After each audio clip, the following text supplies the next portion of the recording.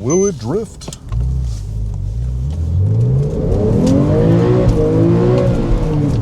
Yes, it will. Today we're going to drive a 2012 Porsche 911 Carrera GTS with a 6-speed manual transmission. This is Mark's car, and these are going to be the first driving impressions of this car. 6-speed right here, sport exhaust, so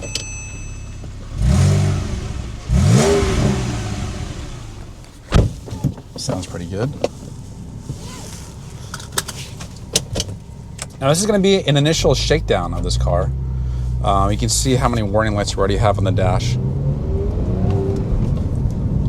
This sounds good. This has the 3.8 liter DFI engine.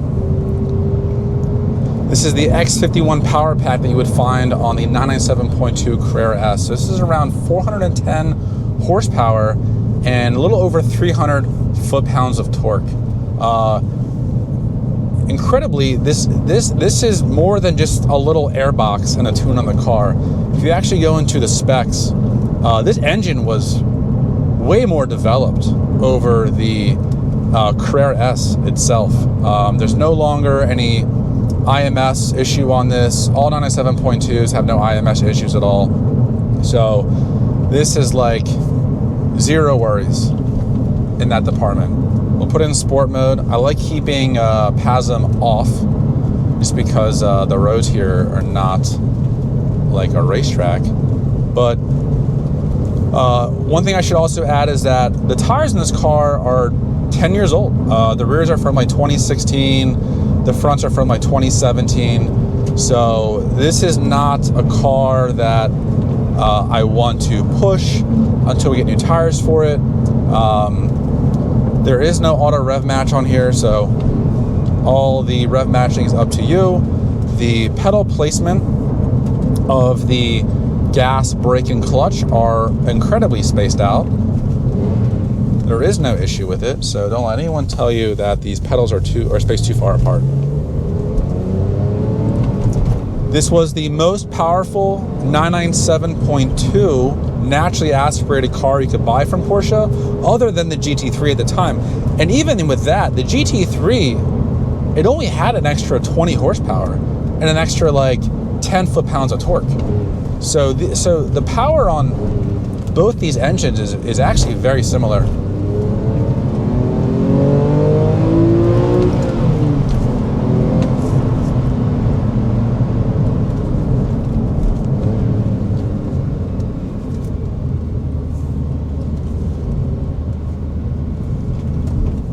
I might brake real quick.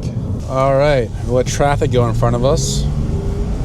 One thing I'll tell you is that the passenger window is not auto up. It's auto down, but not auto up. So you have to actually hold the window switch here.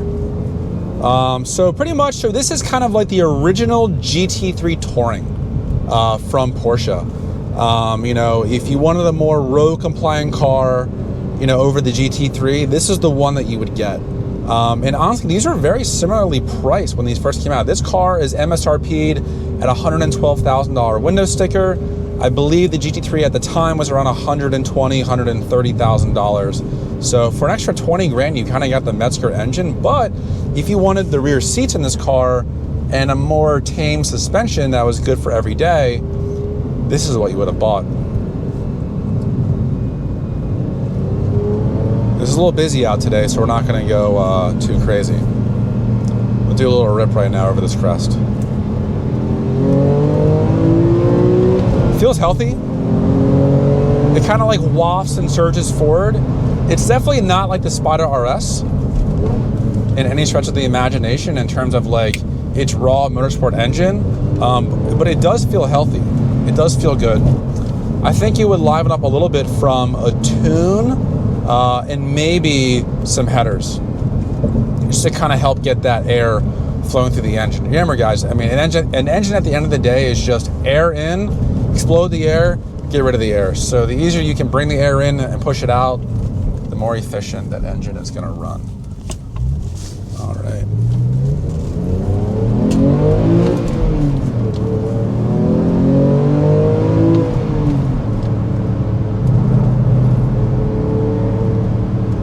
It feels good. Now, once again, these tires are very old on the car, so it's kind of like you turn the wheel and you get a little like gelatin. It's like turn, go, turn, go. So it's got a little bit of a delay in the steering. I wish it was more direct and responsive. My 987 Spider is way more responsive on the steering compared to this right now. But my 987 Spider, of course, I wasn't kidding. Up the hill we go.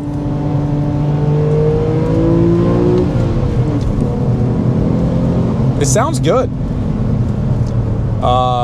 Heel toe braking is very easy in this car. The brake and the gas are very close to each other. We'll kind of like just tilt it in, shift to third. What I love is that, so this is the last 6-speed manual transmission you can get from Porsche, other than, I believe, the newest Sport Classic, which came with the 6-speed, and the GT3s. As you know, all the 911s started going with the 7-speed, which I wasn't really a fan of. So I'm happy that this has the 6-speed. And it's great. Leather steering wheel, amazing option. That way all the oils from your hands don't start creating a matted effect. The car doesn't feel too fast. I'll put on the screen right now how much the car weighs. So it doesn't feel very light, but it doesn't feel heavy at the same time. I do like that it is naturally aspirated. This is just back to kind of like a peak 911 experience, most say. This has the turbo wide body. This has the regular Carrera S brakes, which is plenty. So this has the steel brakes, and if you do get a good compound on the brake pad, you have plenty of brakes, as long as you get the right compound. This car does have 28,000 miles on it, which is very low for these cars. A lot of them have over 100,000. If this car came with a PDK, it'd be worth half its value. They also offered this car in a convertible, as well as the coupe that you see here. They offered it in 4-wheel drive or rear-wheel drive. So this is the true enthusiast spec. All right, and we're off again. That nice truck pulled over for us. Thank you.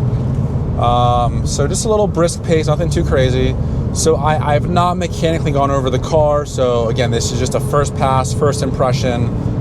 It feels a little floaty. Again, the steering, it loads up, but it's not immediate. And again, this is a stock car from Porsche.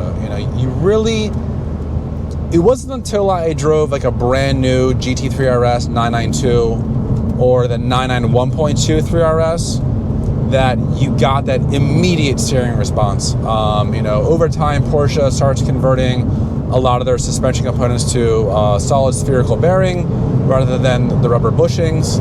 So a lot of those new RS cars are just very immediate.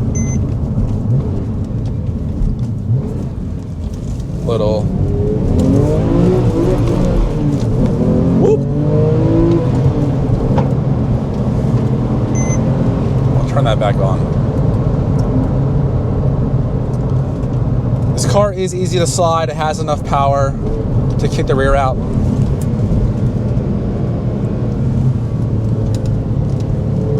It does want to understeer, but again, these tires are 10 years old.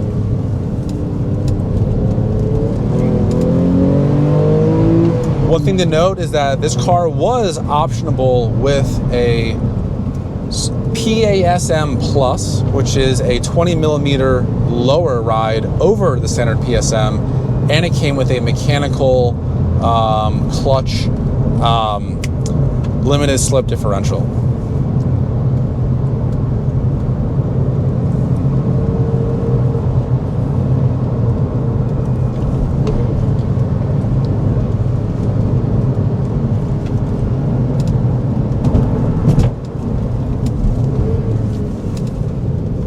Don't mow.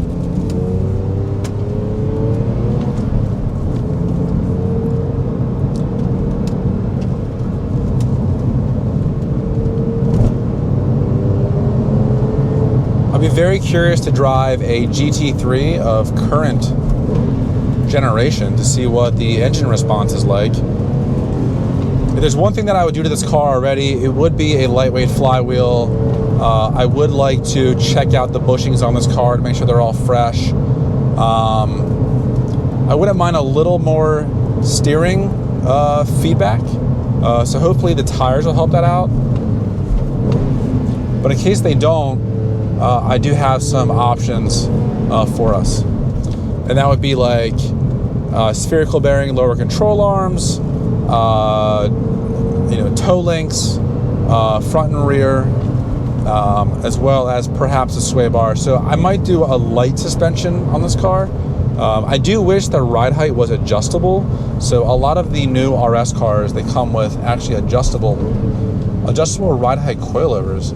And unfortunately, this McPherson strut on this car is just non-adjustable. So if you do want to go to a height adjustable suspension, you would have to get like an Öhlins or a Bilstein. But you want to make sure that you retain the factory PASM switch. A lot of the Öhlins suspensions out there, they actually will eliminate the PASM switch right here, which kind of defeats the purpose. I mean, don't you want a button that softens it and hardens it like whenever you want? All right, will it drift?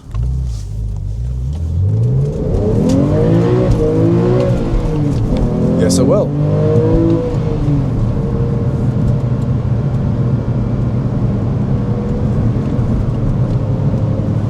Turn that guy back on. All right. And now we're just cruising. If you have any questions about this car, please let me know. I will be making a small video series on this car. We're gonna go over how to detail the whole thing, exterior, interior, how to change the brakes on this car, how to do a coolant flush, a water pump, the drive belt. We're gonna do spark plugs, coil packs, manual transmission fluid flush, oil change, oil filter change, cabin filter change, air intake filter change, pretty much everything that kind of like just liven it up again. We're gonna swap out the amber markers for clears, and I think that's it. So it is nice to finally have a coupe 911. I've had a lot of experience with the 997 cab, and I don't think that having the roof is that much of a game changer on how the car, well, that's fun. I don't think having a roof is that much of a game changer on how the car is reacting. A lot of it's going to come down to the actual suspension that's on the car itself, as evidenced by my 987.2 Spider. That car turns in so direct, so beautifully, even more so than my Spider RS, and actually even more so than the GT4 RS. Anyways, guys, thanks for watching. Consider subscribing, and I'll see you next time. Bye.